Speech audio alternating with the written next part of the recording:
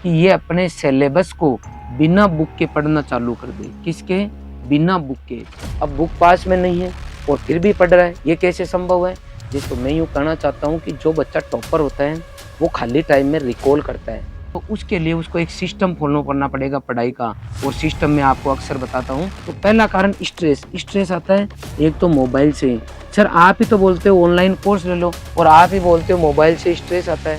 केवल और केवल अगर स्टडी मटेरियल फ़ोन पे देख रहे हो तो बेस्ट है, कोई दिक्कत नहीं, आप पैसे बचा रहे हो, ऑफलाइन की जगह ऑनलाइन सस्ते में पढ़ रहे हो, अच्छा काम कर रहे हो।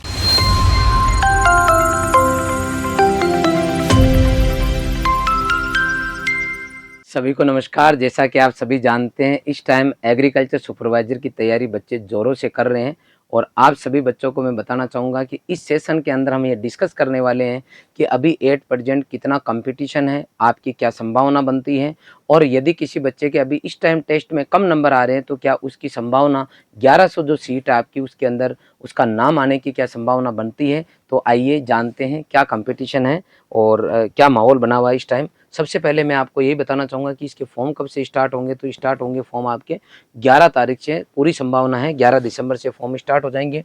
जब फॉर्म स्टार्ट होंगे तो कितने बच्चे ऐसे हैं जो इस फॉर्म के लिए अप्लाई करेंगे एग्रीकल्चर सुपरवाइजर के लिए, तो लगभग 2 लाख बच्चे ऐसे मान लो कि इसके लिए फॉर्म के लिए अप्लाई करेंगे। उसके बाद में अभी हम 8% पता करते हैं कि कितने ऐसे बच्चे हैं जो एक्टिव बच्चे हैं, मतलब एग्रीकल्चर सुपरवाइजर वास्तव में बनना चाहते हैं, उनकी संख्या कितनी है। तो लगभग 10,000 ऐसे बच्चे हैं जो एक्टिव हैं। सर ये आंकड़ा आपने कैसे निकाला? तो ये मैंने निकाला है टेस्ट से कि कितने बच्चे अभी एक्चुअल में जिस भी संस्थान में पढ़ रहे हैं, जिनका कोर्स पूरा हो गया या अभी 8% कोर्स चल रहा है, तो कितने बच्चे ऐसे हैं जो टेस्ट दे रहे हैं। और जहाँ according to exam pattern test चल रहे हैं और बच्चे टेस्ट दे भी रहे हैं, वो मुझे लगता है 10,000 से ज़्यादा राजस्थान में नहीं है। आप किसी भी संस्थान में पढ़ रहे हो वहाँ देख लो टोटल कितने बच्चे हैं जिन्होंने एडमिशन लिया था और वास्तव में टेस्ट देने कितने आ रहे हैं। तो जो टेस्ट देने आ रहे हैं उनको एक्टिव बच्चा अपन काउंट करेंगे, तो 10,000 बच्चा मान लो। अब इन 10,000 बच्चों के अंदर यदि आप इनका स्कोर देखोगे, वहाँ टेस्ट जहाँ बच्चा दे रहा है वहाँ स्कोर देखोगे, तो ये मान के चलो कि 15% ऐसे बच्चे होंगे जिनके 200 प्लस नंबर आ रहे हैं। जी हाँ, मैं सही बोल रहा हूँ। जहाँ तक मेरा मानना है या मैंने अभी तक जो अपने बच्चे पढ़ रहे हैं उनको जो मैंने एनालिसिस किया है, तो उनमें देखा जाएगा, ये आप खुद ही पता कर लेना। मान लो आप जिस संस्थान में पढ़ रहे हो वहाँ 100 बच्चे टेस्ट दे रहे हैं, तो 15 बच्चे आपको ऐसे मिलेंगे जिनके नंबर 200 से ऊपर जा रहे हैं, बशर्ते जो आपका टेस्ट हो रहा है वो अकॉर्डिंग टू एग्जाम पैटर्न होना चाहिए। मतलब ओवरऑल सिलेबस जो आपके 7 सब्जेक्ट है, 7 सब्जेक्ट आने चाहिए और वो 7 सब्जेक्ट आने के बाद में जो आप टेस्ट दे रहे हो उसका लेवल और एग्जाम का लेवल लगभग एक जैसा होना चाहिए। तब आप पता करोगे तो लगभग 15% बच्चे, मतलब 100 में से 15 बच्चे 200 से ऊपर नंबर लेके आ रहे हैं, ये आप मान के चलो। ठीक है, तो इसका मतलब ये कितने बच्चे हो गए देखना। देखिए 10,000 का 15% मतलब 1500 बच्चे ऐसे हैं जो 200 प्लस का स्कोर कर रहे हैं। अब ज़्यादा से ज़्यादा आप जोर मारो तो 500 बच्चे और ऐड कर दो, तो अपन पूरे राजस्थान के अंदर ऐसे ये मोर एक्टिव स्टूडेंट हैं जो 200 प्लस का आंकड़ा छू रहे हैं और जिनकी संख्या लगभग 2000 है। ये मेरा मानना है। इसके आधार पे अपन ये आगे ये देखना चाह रहे हैं कि यदि किसी बच्चे के अभी टेस्ट में 150 नंबर आ रहे हैं और वो मान लो जनरल कैटेगरी से हैं, तो क्या उसकी संभावना बनती है? क्या उसकी संभावना बनती है 90 दिन के बाद में 1100 सीट में आने की? अभी आपके पास 90 डेज है और जिस बच्चे के 150 के आसपास नंबर आ रहे हैं, क्या वो बच्चा 1100 के अंदर आ सकता है? क्योंकि पहले तो ये आएंगे ना जिनके ये नंबर आ रहे हैं, वो ज़्यादा पढ़ रहे हैं अभी। तो इस बच्चे की क्या संभावना बनती है? क्या ये बच्चा इस बच्चे को पीछे छोड़ सकता है? तो अपन इस पे यस और नो में जवाब मांगते हैं आपसे। जी सर आप ही बता दूं, तो मेरी तरफ से तो यस है।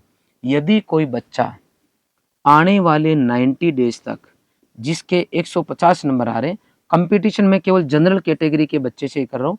जनरल का एक बॉय कैंडिडेट ऐसा है जिसके 150 नंबर आ रहे हैं और 90 दिन तक अपनी पूरी एनर्जी अगर वो लगाता है तो 1100 सीट के अंदर उस बच्चे का नाम आना चाहिए। वो कब आएगा? जब ये 90 डेज लगातार कंटिन्यूसली ये बच्चा लगातार 90 डेज तक इस तरीके से तैयारी करें, 24 घंटे अपनी पूरी एनर्जी शरीर में जितनी जान है, जितनी एनर्जी है, वो पूरी एनर्जी बच्चा अगर 24 आवर्स के लिए इन 1100 सीट के लिए कंटेंट पर लगा दे, सिलेबस पे लगा दे, तो डेफिनेटली पॉसिबल है। ये जो एनर्जी है लगाएगा, इस टाइम में इस तरीके से पढ़ें कि ये अपने सिलेबस को बिना बुक के पढ़ना चालू कर दे। किसके? बिना बुक के। किताब पास में नहीं है फिर भी पढ़ रहा है, इसका मतलब है ये बच्चा जो है कन्वर्ट हो सकता है। अब बुक पास में नहीं है और फिर भी पढ़ रहा है, ये कैसे संभव है? जैसे मान लो आपके agronomy, horticulture, animal husbandry, soil science, इसके अलावा आपके जीके का पार्ट आ गया और हिंदी का पार्ट आ गया, ये टोटल आपके सब्जेक्ट आ गए। जब बच्चा आम पढ़ रहा है, मान लो दिन में उसने रिवीजन में मैंगो, हॉर्टिकल्चर का आम पढ़ा, इधर गेहूं पढ़ा, उधर हो सकता है महाराणा प्रताप पढ़ा, इसके अलावा आप आर्ट एंड कल्चर मान लो आभूषण पढ़े, ये तो पढ़ने का टाइम हो गया उसका। अब मान लो वो खाना खा रहा है या फिर कहीं मान लो घूमने जा रहा है, आधा घंटा घूमना भी है रोजाना, एक्सरसाइज करनी है, वो जायज़ जैसे कर सकते हो आप। इसके अलावा मान लो वो कोई भी वर्किंग कर रहा है, रात को सो रहा है, तो नींद जब तक उसको नहीं आई तब तक अगर वो मेमोराइज कर रहा है, क्या गेहूं शुरू से लेके लास्ट तक उसके दिमाग में छपा हुआ है और वो कंटिन्यू रीड कर रहा है दिमाग में कि गेहूं की शुरुआत यहाँ से एंड यहाँ तक है, महाराणा प्रताप की शुरुआत यहाँ से एंड यहाँ तक है। अगर चीज़ें आप रिकॉल कर रहे हो कंटिन्यू, इसका मतलब ये हुआ कि आप इस टाइम को यूज कर रहे हो, एक्स्ट्रा आपको रिवीजन की जरूरत नहीं है। चाहे नीट का बच्चा हो, चाहे जी का बच्चा हो, हम बच्चों को पढ़ा रहे हैं, चाहे सीयूटी का हो चाहे जेईटी का हो, हमें 15 साल हो गई बच्चों को पढ़ाते हुए, हम खुद भी पढ़े हैं। तो मैं यूँ कहना चाहता हूँ कि जो बच्चा टॉपर होता है वो खाली टाइम में रिकॉल करता है, बुक में क्या लिखा वो पढ़ता है, पूरी दिमाग की जो बुक की सब चीज़ जो कंटेंट है उस पूरे को यहाँ दिमाग में ला के रखता है और उसको बार बार रिवाइज करता है। चीज़ें बार बार अगर आप रिवाइज करोगे, रिवीजन करोगे, तो लंबे टाइम तक आपके पास टिकी रहेगी, नहीं तो पढ़ाई हो जाएगी। इसका मतलब ये हुआ बिना बुक के आपको पढ़ना सीखना है। और अगर बिना बुक के कोई बच्चा पढ़ना चाहता है, वो चाहता है कि मैं जो पढ़ूं वो मेरे दिमाग में ऑटोमेटिकली आती रहे और मैं आगे से आगे दिमाग में रिवीजन करता रहूं, तो उसके लिए उसको एक सिस्टम फॉलो करना पड़ेगा पढ़ाई का। और सिस्टम में आपको अक्सर बताता हूँ, वो सिस्टम है आपका RRO सिस्टम, मतलब रीड। जब भी पढ़ो, स्टूडेंट का एक ही धर्म है, हिंदू, मुस्लिम, जैन, ईसाई, ये धर्म नहीं है बच्चे का। बच्चे का एक ही धर्म है कि मुझे एकाग्र होकर पढ़ना है। मतलब जब मैं चाहे क्लास लाइव देख रहा हूँ, चाहे मैं ऑफलाइन पढ़ रहा हूँ, चाहे मैं सेल्फ स्टडी कर रहा हूँ, उसका एक ही काम है कि वो एकाग्रचित होके पूरा ध्यान अपना उस टाइम उसका उस पढ़ाई में होना चाहिए, क्लास में ही ध्यान होना चाहिए। तो वो टोटली जो है रीड करेगा जब उसका दिमाग या कॉन्सेंट्रेट होना चाहिए। और ये तब पॉसिबल है जब वो स्ट्रेस फ्री हो। क्या हो बेटा? स्ट्रेस फ्री हो, उसकी टेंशन नहीं होनी चाहिए किसी भी तरीके की। तो सबसे पहले वो कारण आप दिन के अंदर अपने आप को तैयार करो कि स्ट्रेस वाले कारण, पढ़ते वक्त टेंशन नहीं हो, वो सब कारण डिलीट करो। तो पहला कारण स्ट्रेस आता है एक तो मोबाइल से। सर आप ही तो बोलते हो ऑनलाइन कोर्स ले लो और आप ही बोलते हो मोबाइल से स्ट्रेस आता है, तो मैं दोनों बात बोलता हूँ, दोनों समझा देता हूँ। मोबाइल अगर आपके पास है और आपके पास मोबाइल की स्क्रीन केवल और केवल अगर आपके ये क्लास का काम करती है, आपके फोन में किसी भी तरह की कोई चीज नहीं चलती है, केवल और केवल अगर स्टडी मटेरियल फोन पे देख रहे हो तो बेस्ट है, कोई दिक्कत नहीं, आप पैसे बचा रहे हो, ऑफलाइन की जगह ऑनलाइन सस्ते में पढ़ रहे हो, अच्छा काम कर रहे हो। लेकिन यहाँ पर आप सोशल मीडिया पे बिजी हो गए, आप मान लो वेब सीरीज देख रहे हो कि आज पढ़ लेता हूँ शाम को वेब सीरीज देख के सो जाता हूँ। वेब सीरीज देख के सोओगे ना, उस टाइम वो बच्चा रिवीजन करता है, आंखें बंद करके, ध्यान रखना वो आगे निकल जाएगा। वेब सीरीज है, सोशल मीडिया है, कोई भी आपका कुछ भी इधर उधर का कंटेंट, अननेसेसरी न्यूज भी आपका दिमाग खराब करेगी। कौन किसको लेके भगा गया, कौन किसके ऊपर क्या कर दिया, किसने क्या आरोप लगा दिया, ये भी देखोगे तो अभी हाल फिलहाल मुझे नहीं लगता आपके काम के हैं। तो इन चीजों में अगर आप अपने आप को डाइवर्ट करोगे तो कहीं ना कहीं आपका डिस्ट्रैक्शन होगा और स्ट्रेस के भी इनमें से कारण रहते हैं। तो आप तो एक तो मोबाइल से दूर रहो, इसको स्विच ऑफ करना सीख लो। मैं बार बार कहता हूँ स्विच ऑफ करना, जो बच्चा फोन सीख गया वो बच्चा कुछ भी कर सकता है। और आपको जान के खुशी होनी चाहिए और हैरानी भी होनी चाहिए कि हमारे यहाँ अभी सर पढ़ा रहे थे और वो सर सोइल साइंस पढ़ाते हैं, Kishan ji sir soil science पढ़ाते हैं, PhD उन्होंने कर रखी है, बहुत इंटेलिजेंट है। उसके बावजूद अभी आपकी वैकेंसी आई ARO WRO, उस टाइम पूरे टाइम उन्होंने अपने फोन को बंद रखा। मेरे को भी बात करनी होती ना तो वह जहाँ रहते हैं वहां जाना पड़ता या किसी आदमी को भेजना पड़ता कि यार उनका नॉक करके गेट खुला के सर से ये बात करके आओ, मैं फोन पे बात नहीं कर सकता था। क्योंकि फोन नहीं बनता, कहाँ से बात करूंगा। इसका मतलब है जब आप किसी चीज में खो गए हो तो वर्तमान में जो भी प्रोजेक्ट चल रहे हैं उनको दिल से ढंग से छोड़ो। और उसका छोड़ने का एक कारण है कि तरीका है, कारण नहीं तरीका है, मोबाइल फोन से दूरी बना लो।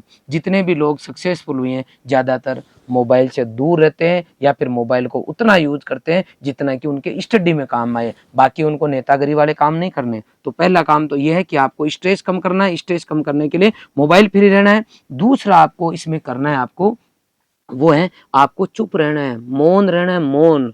जो बच्चा चुप रहना सीख गया वो बच्चा 80% काम कर चुका है। चुप रहने का मतलब है 1000 सफल लोगों को देखोगे, सक्सेसफुल पर्सन को, तो 999 लोग आपको ऐसे मिलेंगे जो उतना ही बोलना है जितनी जरूरत है। किसी भी कलेक्टर के यहाँ जाके देखना, आप बहुत कम बोलते हैं, बहुत कम, जरूरत होती है उतनी ही बोलते हैं और फटाफट काम की बात करते हैं। किसी भी IAS RAS अधिकारी के पास, किसी भी VC सर आपके वाइस चांसलर कहेंगे उनके पास चले जाओ, किसी भी एजुकेटेड पर्सन के पास चले जाओ, आपको वो बहुत ही कम बोलने वाला मिलेगा और टू दी पॉइंट बात करेगा, अपनी एनर्जी को सेव करके रखेगा, रामायण नहीं सुनाएगा बिना मतलब की। आपको एनर्जी सेव करनी है। मैंने पहले ही बताया था कि फुल एनर्जी आपके शरीर में जो भी है उसको पूरी को इधर लगाना है 90 डेज। तो पहले पता तो करो एनर्जी नष्ट कहाँ हो रही है, डिस्ट्रॉय कहाँ हो रही है। तो मोबाइल के साथ में चुप रहना है, जहाँ जरूरत है उतनी बात करनी है। तो ये काम कर लिया अपने स्ट्रेस फ्री। अब स्ट्रेस का एक और तरीका है, मैं वापस रिपीट कर रहा हूँ, मैं समझा रहा हूँ RRO सिस्टम कि कैसे आप स्कोर करोगे। रीड करते वक्त दिमाग में दूसरे विचार नहीं आने चाहिए। तो यहाँ पे स्ट्रेस की वजह से दूसरे विचार आते हैं। स्ट्रेस के 2 कारण तो ये देख लिए और स्ट्रेस का एक कारण और है, वो आप इधर देखो, वो है over thinking. Over thinking unnecessary हम सोचते हैं। और किसका सोचते हैं? तो अपने पास 3 तरह के काल है। कितने काल है? 3।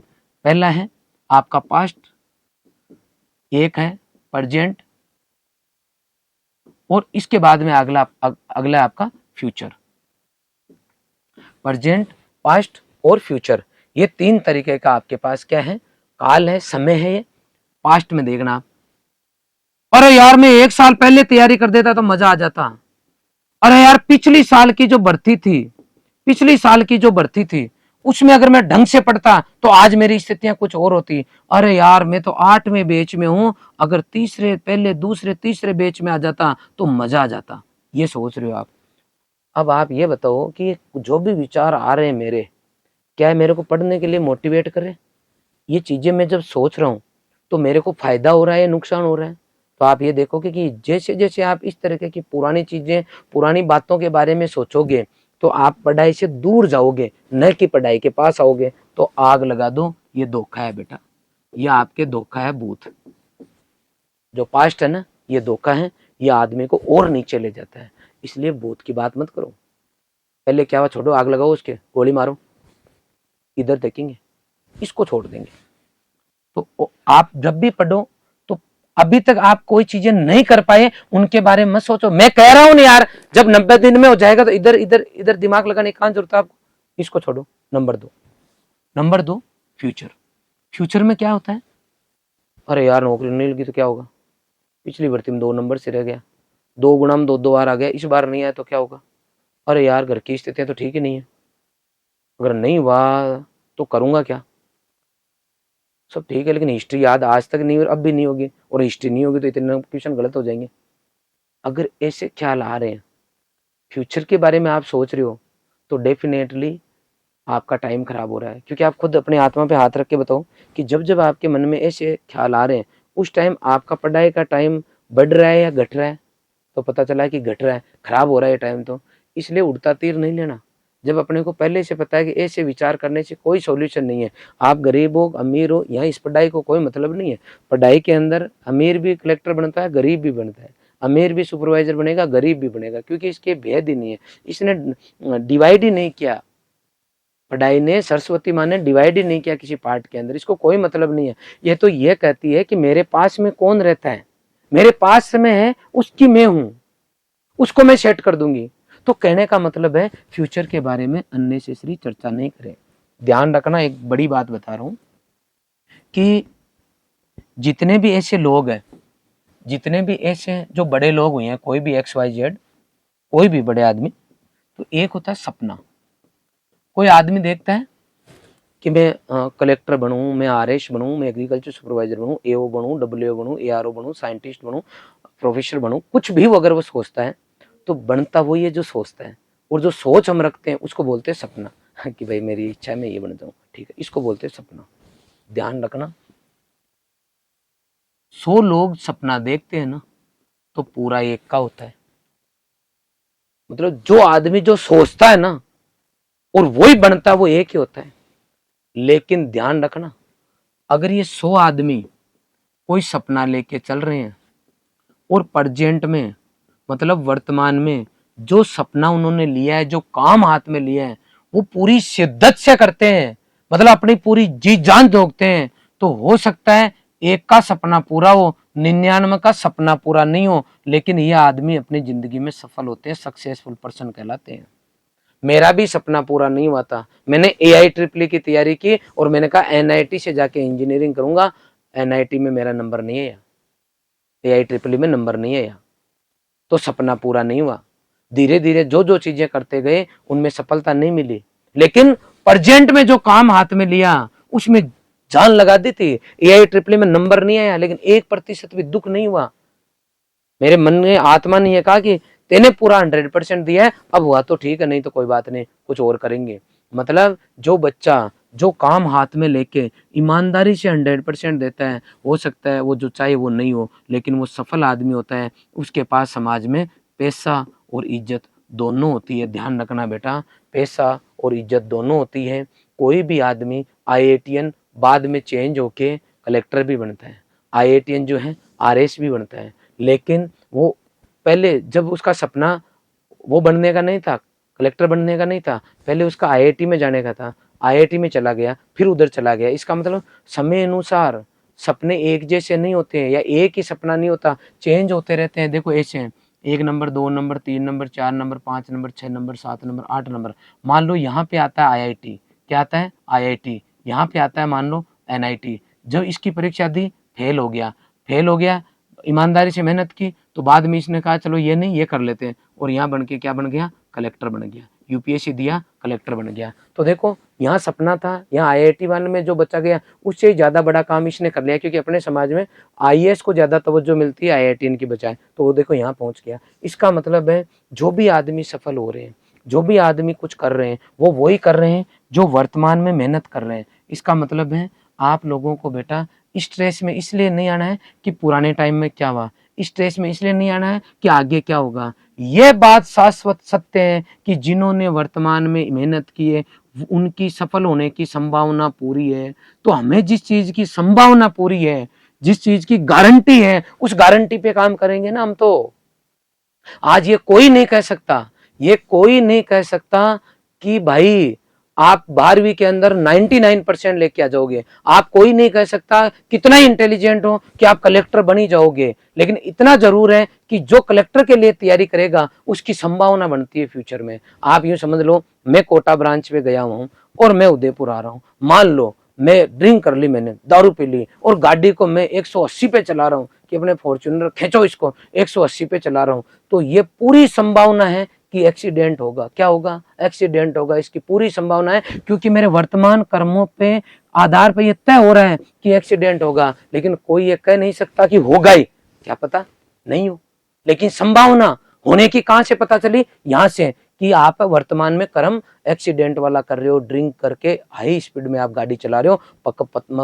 मतलब पक्का एक्सीडेंट होने की संभावना है। तो मैं गाड़ी नहीं चला रहा तो क्या कर रहा हूँ, तो मैं अगर पढ़ाई कर रहा हूँ, मेरी जी जान लगा रखी है, मैंने पूरी जान झोंक रखी है, मैं कोई बिजनेस कर रहा हूँ, मैंने मेरी पूरी जान झोंक रखी है, इसका मतलब है कि मैं वो जो टारगेट चाह रहा हूँ वो होगा कि नहीं होगा पता नहीं, लेकिन उसके होने की पूरी संभावना है, क्योंकि मैं उस लाइन में काम कर रहा हूँ। तो सभी बच्चों से ये रिक्वेस्ट करूंगा कि प्रेजेंट के अलावा किसी पे विचार ही मत करो, केवल प्रेजेंट पे सोचो कि 24 घंटा जो मेरे पास है क्या मैं उसका 100% यूटिलाइजेशन कर रहा हूं तो बस ठीक है। अब आप इफ एंड बट पे मत जाओ, इधर उधर की सोचना ही नहीं है आपको। तो सेम केस है, RRO सिस्टम फॉलो करो, पहले रीड करो किसी चीज को, शांत मन से करो। शांत मन के लिए इतनी चीजों पे काबू हो जाना चाहिए, और उनमें एक ही स्ट्रेस, स्ट्रेस के दो कारण तो ये है और दो कारण फ्यूचर और पास्ट है। जिस आदमी ने इन चार पे काबू पा लिया, वो जो पढ़ेगा वो ईमानदारी से पढ़ेगा और उसके दिमाग में जाएगा। उसके बाद में अगर 3-4 लाइन पढ़ते हो तो कोई एक इंपॉर्टेंट वर्ड रफ पे भी लिखते रहो, ताकि आपका दिमाग उधर ही रहे। फिर आप रिकॉल करो वापस अपने दिमाग को, कहो कि अभी तक अपन ने क्या पढ़ा, दिमाग से एक एक लाइन लाओ, वापस हाथों हाथ लाओ। फिर आप सोवो, उस टाइम करो, खाना खाओ, तब रिकॉल करो, चीजें आपके दिमाग में आएगी। और लास्ट में इतना करने के बाद में आप ऑब्जेक्टिव सोल्व करो। ऑब्जेक्टिव सोल्व करने पर कॉन्फिडेंस आता है, लगता है चीजें मैं कर पा रहा हूँ। इतना सा जो आदमी काम कर लेगा, जो बच्चा काम कर लेगा, वो चाहे अभी उसके 150 नंबर आओ, वो बच्चा आपको जो 1100 सीट है उसमें नजर आ जाएगा। इस चीज के लिए मैं पूरे विश्वास के साथ कह सकता हूँ। और इतना ही चीजें हैं कि कंटेंट अच्छा पढ़ो, बढ़िया कंटेंट पढ़ो, इसके बाद में अच्छे से टेस्ट दो, और लास्ट में टेस्ट सीरीज आप जरूर देना। जी हाँ, टेस्ट सीरीज में बच्चों को जरूर बोल रहा हूँ, टेस्ट सीरीज जरूर देना। कंटेंट पढ़ने के लिए किसी भी इंस्टीट्यूट का पढ़ रहे हो, बहुत अच्छी बात है। रॉयल इंस्टीट्यूट उदयपुर का ऑनलाइन ऑफलाइन बैच है, आप चाहो तो ज्वाइन कर सकते हो, आपको लगता है तो। टेस्ट के लिए आप जहां पढ़ रहे होंगे वहां टेस्ट हो रहे होंगे। अंत में आप कहीं भी पढ़ो राजस्थान में, test series Royal Institute Udaipur की जरूर देना। 5 तारीख तक हमने टेस्ट सीरीज में ऑफर दे रखा है। उसके बाद में ऑनलाइन ऑफलाइन दोनों हमारे पास टेस्ट सीरीज है।